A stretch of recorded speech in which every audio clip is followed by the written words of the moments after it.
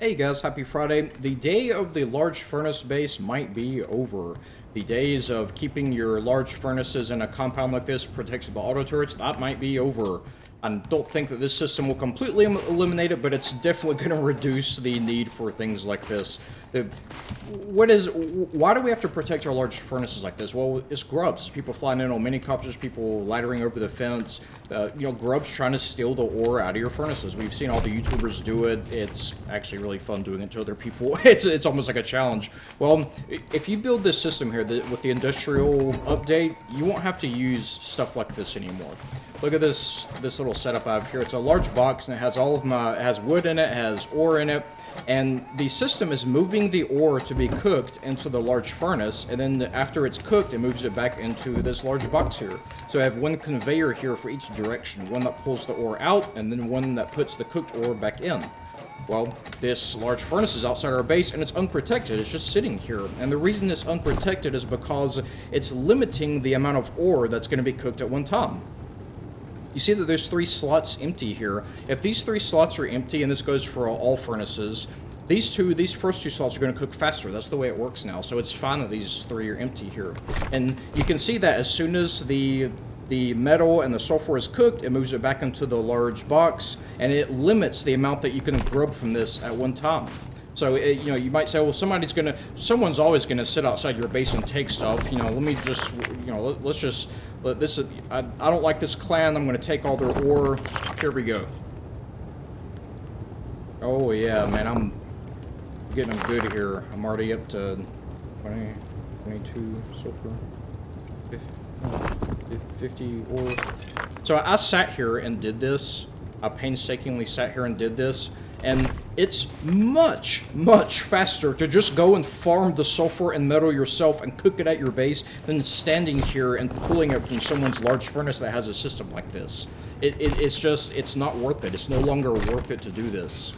So how do you set this up? The requirements are very, very low. You just need 1 solar panel, 1 small battery, and these 2 conveyors here. Those are the only 2 things in this system that require power. You need a storage adapter for the box, so you put a storage adapter here, put a storage adapter on the large furnace, and then hook it all up. So the way to hook it up, I'm going to unhook this and show y'all. Okay, so we want 1 conveyor pulling from the box. I'm going to turn these off so it doesn't make the noise while I'm recording. Yes, thank you. So we want to go from the storage adapter of the box, we want to go out into the conveyor, the first conveyor. And this conveyor is going to go out to the large furnace.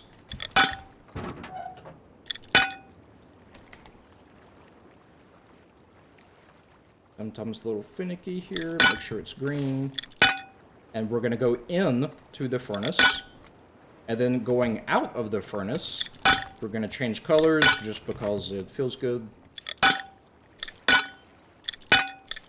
And we're going to go in to the conveyor, the second conveyor, and then out of that conveyor in to the box. Just like that. And then you want to set these conveyors like this. 8 metal ore, 10 sulfur ore, and 5 wood max. So this is only max settings here. You can fiddle with this and adjust it if you can find a better setting than this. And then hit apply. The top conveyor, you just want to leave it like this. That means as soon as something is ready, it's going to pull it out and put it in the box.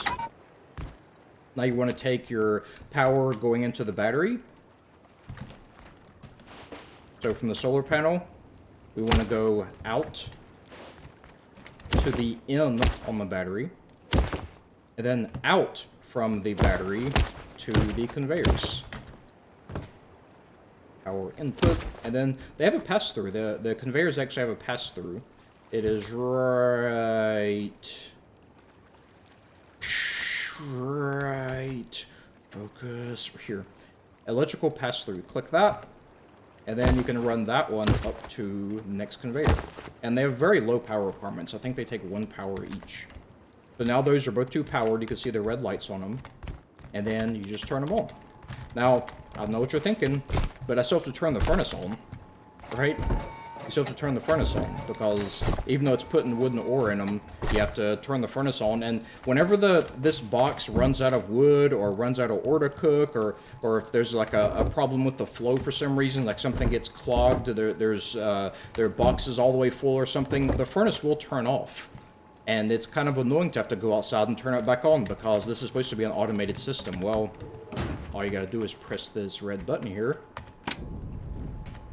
and now your furnace is on. You can actually wire a button up to turn your furnace on for you, so you don't even have to go outside. And you do that with the push button.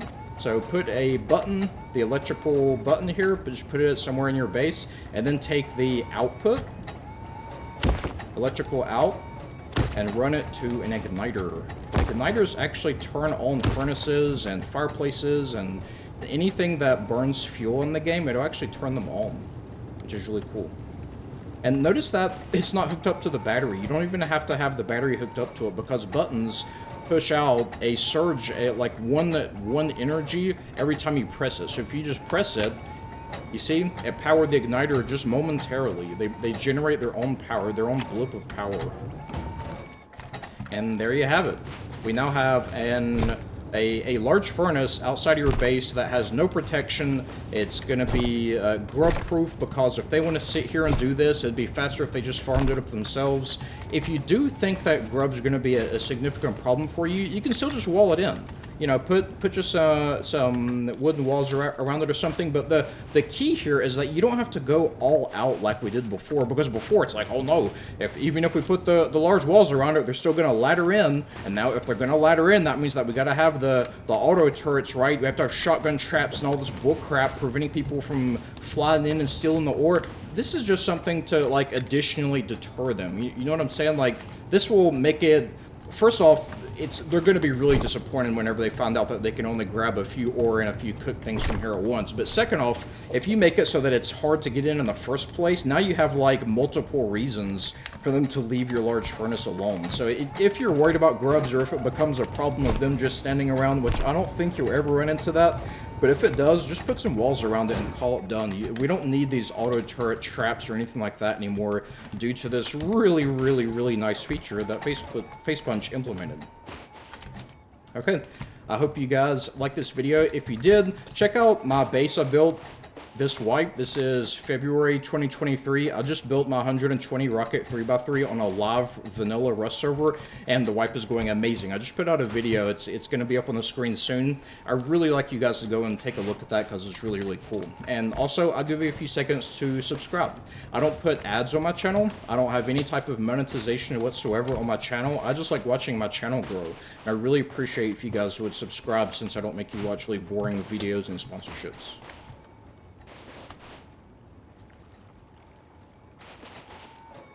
Thanks, guys, and I'll see you in the next one.